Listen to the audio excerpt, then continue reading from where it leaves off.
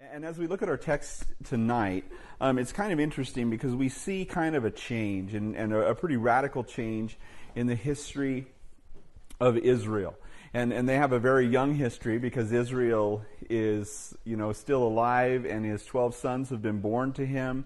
And now, as he kind of passes the baton, and we saw that last time as he kind of prophesied over each one of his sons, he's basically saying, hey, this is what's going to happen. This is what's going to befall you in the last days. And he prophesied over each of his sons. And now it's going to shift from that patriarch Jacob or Israel, who's been kind of the pillar of the family and the one who's kind of controlling everything, to him passing off the scene, and then everything passing forward to his 12 sons, the 12 tribes of Israel. And then, of course, Joseph being kind of the predominant one there because of his position in the land of Egypt. Now, it's interesting because for years, and I don't know if you've ever watched Discovery Channel or Nova or any of those shows where they talk about the children of Israel and how they never were really in Egypt and that never really happened, and there's no archaeological evidence that any of it took place in the time of Ramses, and they've done excavations and they know that in the time of Ramses there was no exodus from Egypt. And we talked about that when we covered that. Talked about they built in the area of Ramses. Well, that's one of those things, and I mentioned this, but you probably didn't catch the importance of it, but it's one of those things where in a later date, when things are being copied down, maybe that was added in there to say, it's talking about, when it talks about Goshen, the Fertile Delta, it's talking about the city of Ramses. That's the location of the city that the children of Israel lived in, but Ramses was built much later. In fact, during the dynasty of Ramses, they have a stela that's sitting there in Egypt, and it's called the Israel stela. And the reason it is because it mentions the nation of Israel. In the bottom of it is basically talking about the conquest of that Pharaoh Ramses and how he had attacked Israel, the peoples of Israel.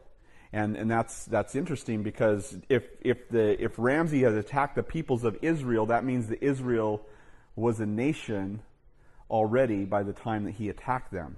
So when did this take place? Well, that's been the big confusion, and that's why when archaeologists go to Egypt, they don't find anything in terms of evidence in that era of Ramses, which was probably about 1200 BC, somewhere in there. But rather, the Exodus happened much earlier than that. And they lived in a city called Avaris, which was in the Fertile Delta. That was one of the cities of the Israelites, Avaris. And the archaeology of that area and that dig is huge. It's Semitic peoples who have Semitic type Canaanite houses that they've built, at least the type of Canaanite houses that Israel built when they went into Canaan. And they were shepherds, and everything fits. And also, not only that, they were wealthy and preferred. And then as you look through the archaeology and the graves that were after that, they were deficient and mistreated. And then as you move forward in history, they vanished, leaving everything behind, just in an instant. And it's just, the archaeology is amazing. So Avaris was the capital city of the place where Joseph lived. This is where this is where Jacob would have lived. And as Jacob died, it seems, from what we can tell from the archaeology, that they built a castle, if you will, right on the place of Joseph's house. They took Israel's house down, which was a nice house, but they built a castle in the site of it. They put up colonnades and pillars. Actually, it's interesting because the way that the castle is built is there's 12 pillars in it, in this portico. And then outside, guess what they have outside in the backyard? 12 tombs. 12 very distinct tombs. And yet one stands out from all the other tombs. All the other tombs are dome-type tombs. And one is a pyramid. And in that pyramid is a statue of a man that's twice the size of a normal human, with yellow skin and red hair and a coat of many colors, who sits upon this statue. And in that tomb there are no bones.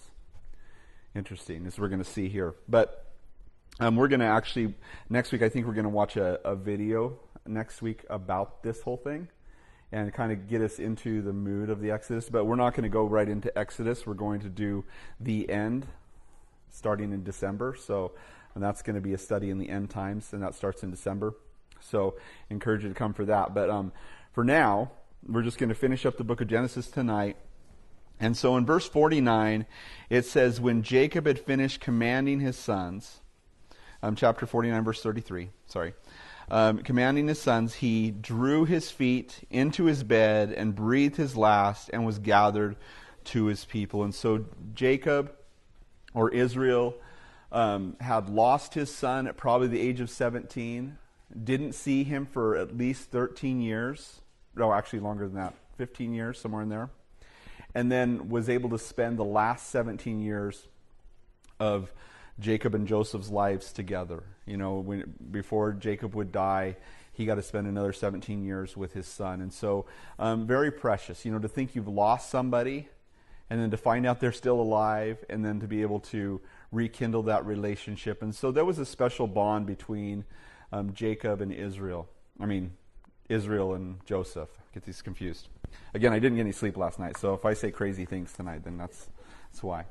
But it says in verse 1, then Joseph fell on his father's face and wept over him and kissed him. And this had to be very difficult for Joseph. His father, who he was favored by as a young man, and then all that lost time, and probably in a place in his life where he has a lot of responsibility. As Jacob and all of his children and everybody moves to Egypt, Joseph's in a place where he has a lot of responsibility, and so the time that he gets to spend with his father is probably not super productive, and probably some awkwardness there. I was noticing that today, just talking to some guys about their fathers, and I don't know what it is about young men and their dads and why there's tension, but it just seems like there always is. I don't know why. Jeremiah was saying, well, I think men, it's just two different men, it's just men, it's the problem. But just this older man now and his father and trying to work things out, and now he's passed on. And I think that was a pretty big deal. So it says, then Joseph fell on his father's face and wept over him and kissed him. And so it just had to be a very difficult loss. And probably wish that he could have spent more time with his father. But notice verse 2, it said, and Joseph commanded his servants, the physicians, to embalm his father, so the physicians embalmed Israel. Now this is interesting because it doesn't say that the priest did it. And that would have been typical. If you read the Egyptian Book of the Dead, and you look at their procedures, there was basically commending the people to the gods, and they had the priest did all these rituals and stuff.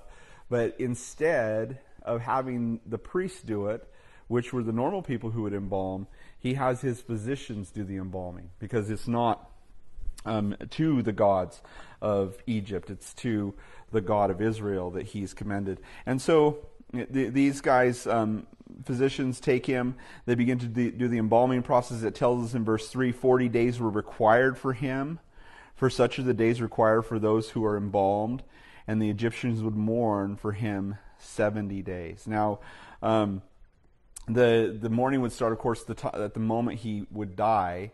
And you'll notice in other places that they would mourn for Israelites, they'd mourn for them for 30 days oftentimes. And so it's very possible that they embalmed him. It usually would be a 10-day process to embalm, and then 30 days for the mourning process for the Israel. But it would seem probably here, whether it has become Joseph's culture or Pharaoh commanded it, he would require 70 days for all the Egyptians to mourn over this man. And that was a great honor. Now, most people who died in Egypt didn't get embalmed. And you think about it, well, they're all mummies, right? No, only super wealthy people could do this. Now, if you were just a regular person, like an average person like you and me, they would just stick you out in the hot sun, surrounded by hot sand, and let you dry out. And and that was kind of the process.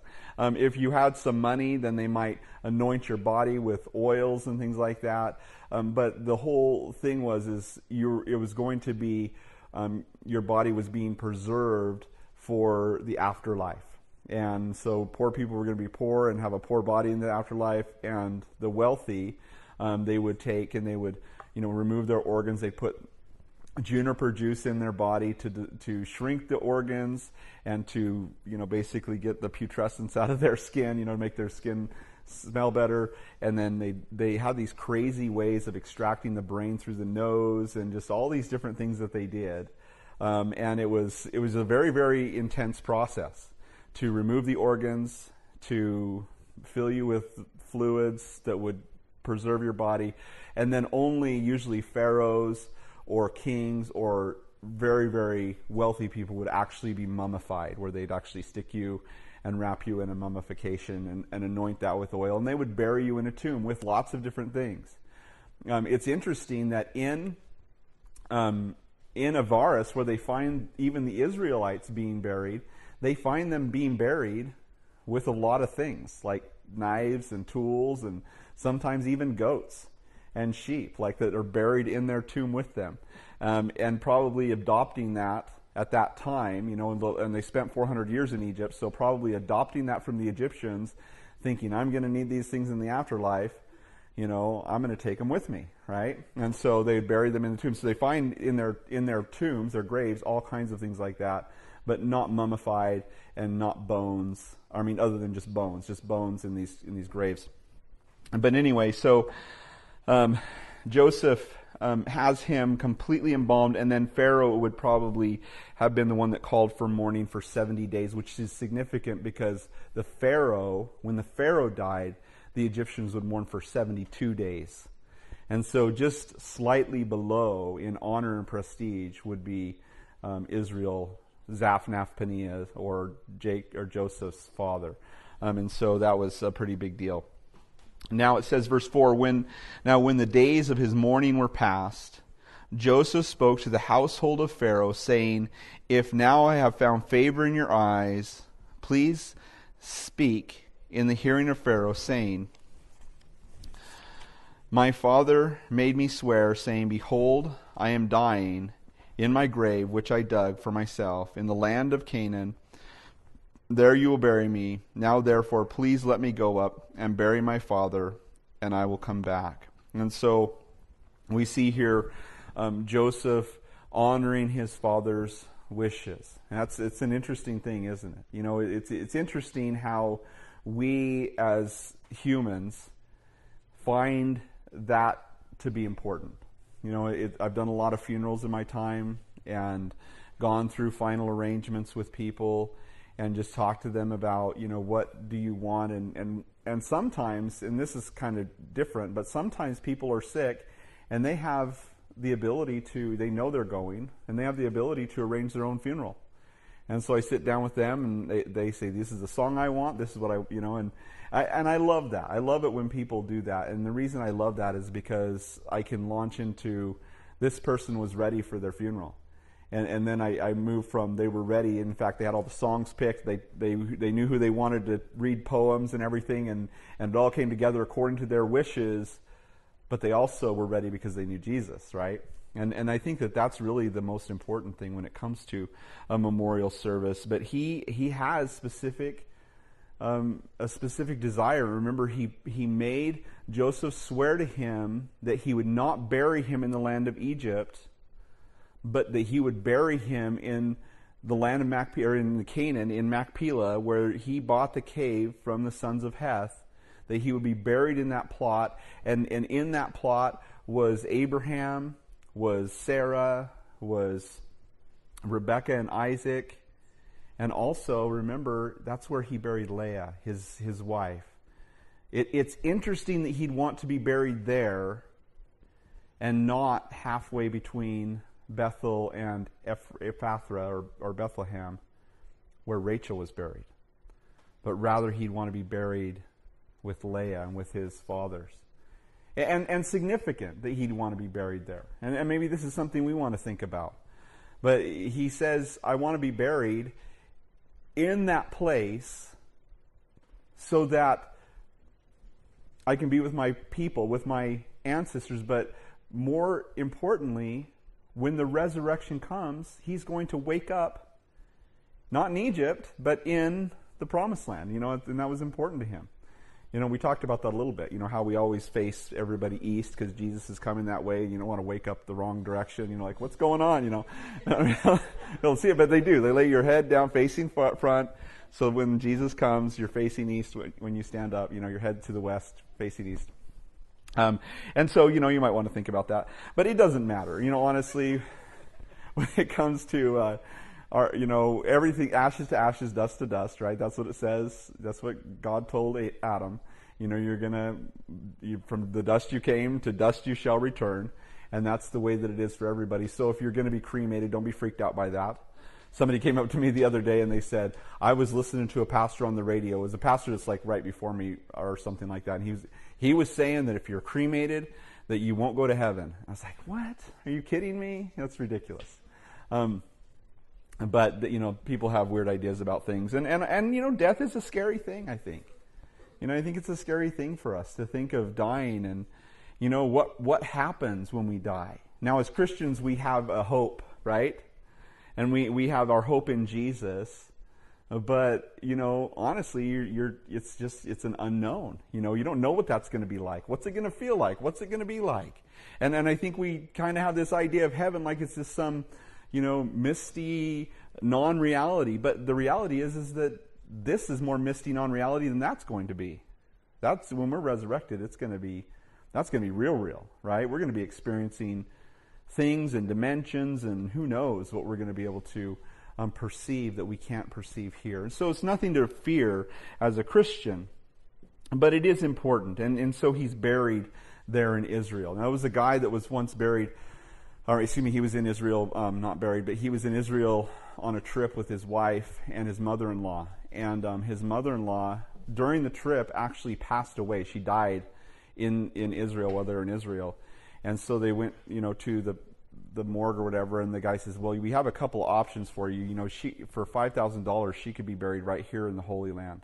And, it's pretty inexpensive, and, to think that you have a loved one buried in the Holy Land, And he says, what's the other option? He said, well, it costs $50,000 to ship her home. And he says, I'll pay it, $50,000 to ship her home. And they're like, are you sure? She could be buried in the Holy Land. And he said, I heard that once a man was buried here and he rose from the dead, and I'm not taking any chances. But it doesn't matter if it's in Israel or here, your mother-in-law is going to be resurrected. And it says, verse 6, and Pharaoh said, go up and bury your father as he made you swear. And so Pharaoh's very respectful of last wishes, which is great. And so Joseph went up to bury his father. With him went all the servants of Pharaoh. And so you got to all the servants of Pharaoh. Now, just think about that for a minute. All the servants of Pharaoh. Does that mean the whole cabinet? Everybody that's important? Every single person who's part of Pharaoh's court? This could be quite the deal. The elders of his house and all the elders of the land of Egypt, as well as the house of Joseph, his brothers, his father's house, only their little ones and their flocks and their herds they left in the land of Goshen.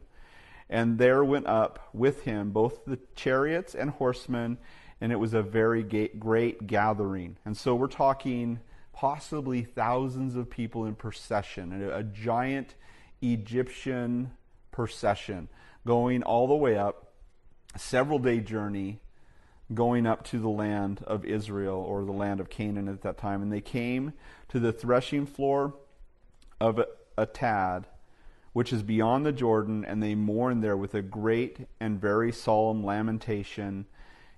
He observed 7 days of mourning for his father. And so just a huge deal, going up there. And, that's the way some funerals are. Some funerals are a big deal. Maybe you've seen some of the funerals on TV where maybe a king or something dies, and they have, all kinds of motorcade and people along the road throwing flowers and everything. And as simple as, a little wooden casket where 3 people show up and somebody says some appropriate words and the person is interned. And you just don't know.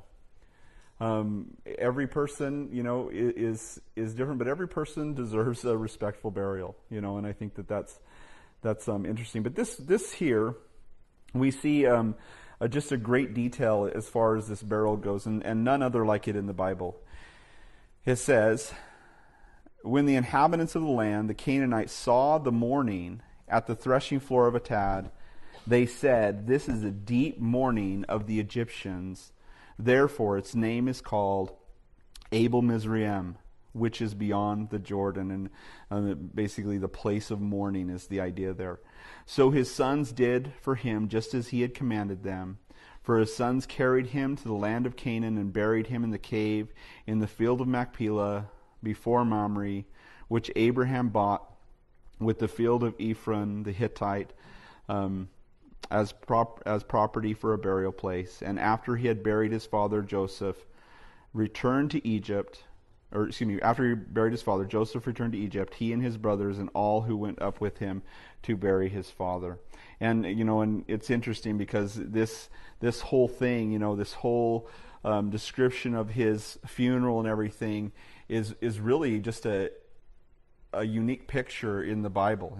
And this isn't necessary. It's kind of a hybrid, if you will, because you have kind of the Jewish idea of burial with the mourning, and if you ever go to and that's not just Jews, but in a lot of different cultures around the world, sometimes when people die, people wail, especially in the Middle East. When somebody dies and they bury them, they actually at times will hire professional wailers.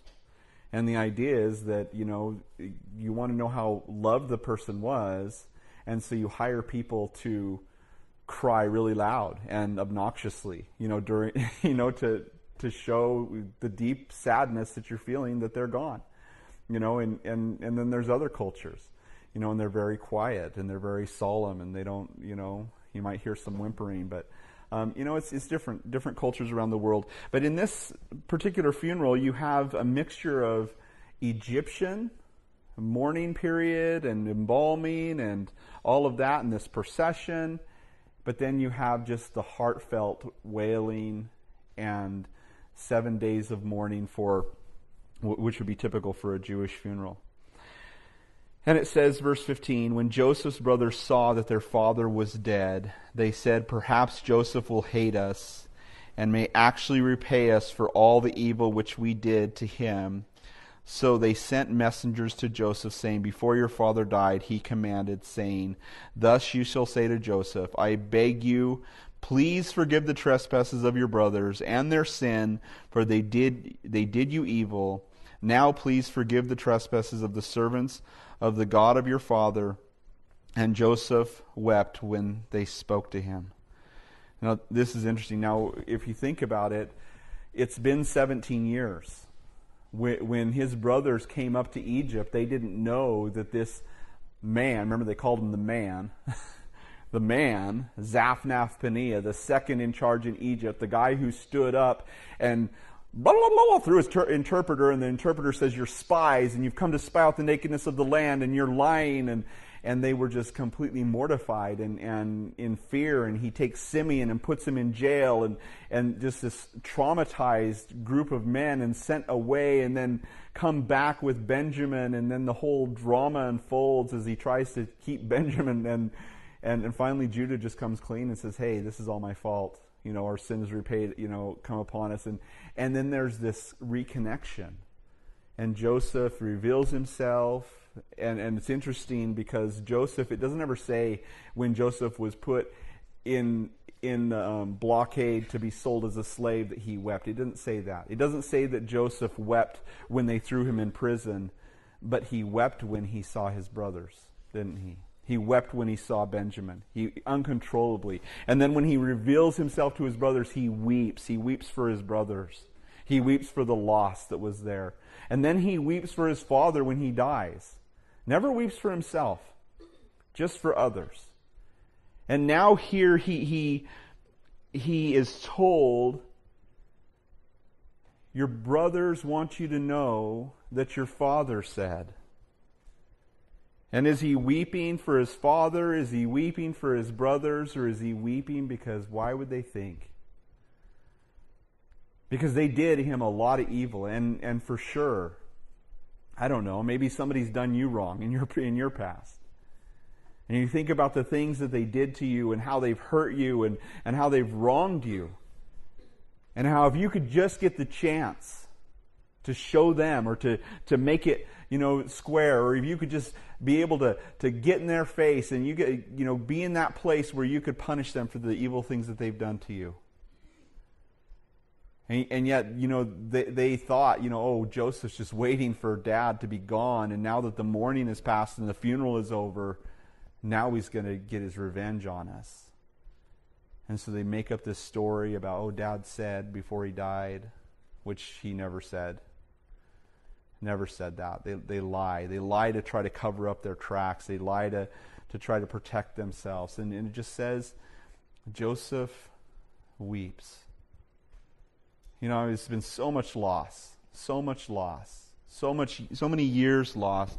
And now, after being so good to his brothers and telling them, I'm going to take care of you, and giving them this place in the land of Goshen, the city of Avaris, which they grew into, and it's interesting, even as they look at the city of Avaris, it started with just a few houses. They say between 70 to 100 people, which is exactly how many people came up to Egypt. And then it grew into this huge, the city of Avaris alone, I think, is 40,000 people. And then there's other places that they haven't excavated yet on the outer edges of that. But here they're just concerned.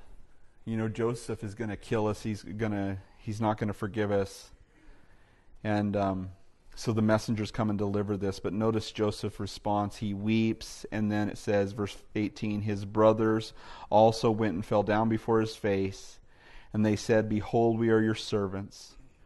And Joseph said to them, do not be afraid, for am I in the place of God?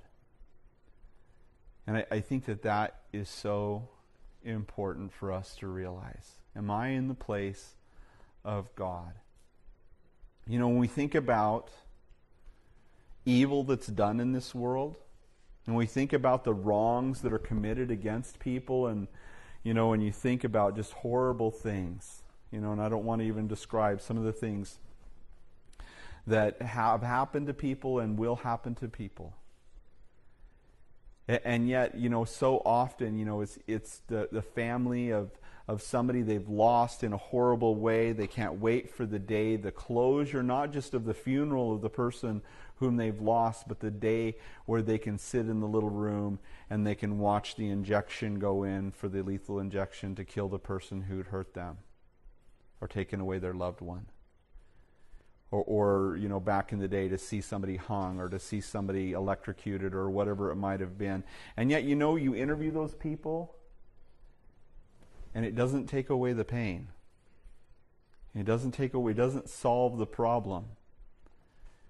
And yet there's other people, believers, who have been in that same situation where they've lost somebody because somebody has killed or murdered their loved one. And then that person has gone to the prison, maybe even on death row, and offered forgiveness and prayed for the person who killed their loved one, even leading them to Jesus at times. And this has happened. There's several cases in history where this has happened. One of those cases, of course, was when Elizabeth Elliot went to the Alka Indians and led them to Jesus after they killed her husband and several other men. And you think it's something so contrary to the way we feel, and yet one brings relief. It's called forgiveness, right? True forgiveness brings relief of that obligation we feel that we have to hurt somebody or get revenge. And revenge and bitterness just cause us to continue to be hurt. And yet Joseph sees something much bigger than any of this. He says, am I in the place of God? And I think sometimes we put ourselves in the place of God. Remember what Paul tells us in Romans chapter 12. He says, beloved, do not avenge yourself, but give place to wrath. For as it is written, vengeance is mine, I will repay, says the Lord. Therefore, if your enemy is hungry, feed him. If he's thirsty, give him something to drink, for in doing so, you will heap coals of fire upon his head. It is that forgiveness that you extend. It is that blessing you give instead of bitter, justice that you think you're going to give. It is that actually brings conviction of the other person. And it's that actually relieves your soul from the burden. We just think, man, if we could just put a bullet in their head, if we could just knock them out and tell they're dead or something, we think all these things in our flesh, but are we in the place of God? And that's what Joseph is saying. He says, am I in the place of God to bring about justice on you? And why? Well, Joseph recognizes something else. He says, but as for you, verse 20, you meant evil against me, but God meant it for good in order to bring it about as it is this day, to save many people alive. So Joseph doesn't see this situation through the eyes of a man who would seek revenge or justice. He sees it through the eyes of faith. This was all God's doing. God did this. He allowed me to go through that. He refined me through slavery and through imprisonment to make me into the man that I needed to be so that I could save the world. And that's a hard thing for us to deal with in the midst of the trial, isn't it? And yet I think if there's anything that we can learn from this, it is that simple lesson that God works on our behalf and in our lives, whether it's difficult or easy, God is working for our good and for our blessing. And that is a hard lesson to learn sometimes. And today could have been a very different day. I know in Homer, Alaska, Jesse says you can't go anywhere without seeing people weep. They're in groups weeping and shaking, and people in his office, breaking into tears because of what they experienced. Now, I know you saw that Homer voted red, but or not Homer, but Alaska voted red, but Homer is blue. They're very blue today. Right? It's kind of like Sun Valley in Idaho. It is just that culture, that community. People are very upset. And that's the way it is. Sometimes we could have had a very different day. We could have, many people here, now I think probably predominantly, and maybe not everybody, but predominantly people in Emmett have been pretty chipper today for not getting any sleep. Most people, not everybody. I'm sure that there's people who are upset about the results of the election. I honestly, I don't know. I'm pleased in some ways, but I'm also nervous, very nervous. I can't say, oh yeah, my guy got in, because that wasn't my guy, right? That was somebody else's guy, and now he's in, and we don't know what that's going to mean. But, we felt, maybe, most of us, it was better than the alternative. But ultimately, as Christians, we can't really say, oh, it's good or it's bad. Or, oh, it's good that, this person's in the White House or that person's in the White House. Because maybe it would have been better for the church for the other one to be in the White House. We don't know. When we think about our country and the future of our country, we have our own ideas as to what would be better and what would be worse. But maybe things won't get better until they get way worse. We don't know. What we do know is that Jesus is in control. And that all things, Romans 8:28, all things work together for good to those who love God and those who are called according to his purposes. And that's where we have to be in our heads. We have to be in that place that God is in control, and whatever happens, I'm going to get up tomorrow and I want to be a witness for Jesus. And maybe today it's legal to be a witness for Jesus, and maybe tomorrow it's not. But either way, I want to get up in the morning. I want to be a witness for Jesus, because Jesus has it under control. And even when nations have come in, wicked nations with horrible liberal agendas and awful ways of life and cruelty and slavery and bondage and whatever else, have come in to take over God's people, God would still say, I have a plan for you. And it's of good and not of evil, to prosper you, not to harm you, but to give you a future and a hope. as he said, it's similar to that in Jeremiah 29:11. It is that idea that God wants to bless his people, and sometimes those blessings don't look like blessings, as it didn't look like a blessing for Joseph. But as everything rolled out, he just looked back and he said, you know what, I see how God used this to save a whole country, a whole group of people alive, to preserve the nation of Israel. And he says, so you meant it. I like how he's candid with them. He's not lying to them. He's not like saying, no, it's no big deal. He says, you meant it for evil, but God meant it for good. And that's how we have to look at it in our lives, that God always means it for good. And to have faith in that, the promises of God. And this is true meekness as Joseph does this. I mean, he had the power to destroy them. But he saw it as God removing him that he might save people. He didn't blame them, even though he easily could have. He let bitterness go. Now therefore, verse 21, do not be afraid. I will provide for you and your little ones. And he comforted them and spoke kindly to them. Pretty amazing. Don't repay evil for evil, but return evil with good. So Joseph, verse 22, dwelt in Egypt. He and his father's household, and Joseph lived 110 years. And so probably after Joseph retired, he moved up to Avaris, where his brothers were. They built that castle or palace, and he lived there.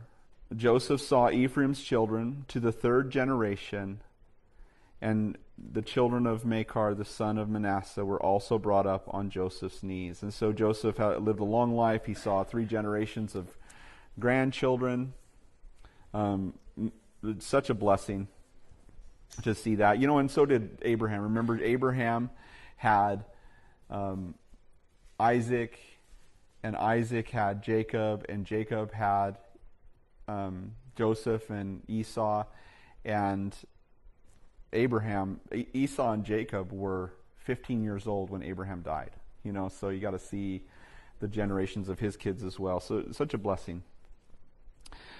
And it says, and Joseph said to his brethren, I am dying, but God will surely visit you and bring you out of this land to the land which he swore to Abraham, to Isaac, and Jacob. So he acknowledges that God not only has brought them there, but God will someday visit them again and bring them out of that land. Now, when is that going to happen? In another 300 years, right? Because they're going to be in Egypt for 400 years. That's what God told Abraham. And that's how long they were there. 4 generations is what God told Abraham. But they were there for 400 years. So they've almost been there 100 years. He says God's going to visit you in a future time. And notice this, Joseph took an oath from the children of Israel, saying, God will surely visit you, and you shall carry up my bones from here. So Joseph died being 110 years old, and they embalmed him, and he was put in a coffin in Egypt. And so probably embalmed, probably mummified, stuck in a coffin in Egypt. And then, when the children of Israel would be brought out of the land of Egypt by the mighty right hand of God through Moses and Aaron, they would take up Joseph's bones according to his instructions, because Joseph, as did Jacob and Abraham and Isaac, wanted to wake up at the resurrection in Canaan, not in Egypt. And so they would carry him up. And I love this, because you think about people of faith in the Old Testament, and you got to say, man, Joseph was a guy who really had faith. You know, through the whole ordeal of everything he went through, that guy had faith.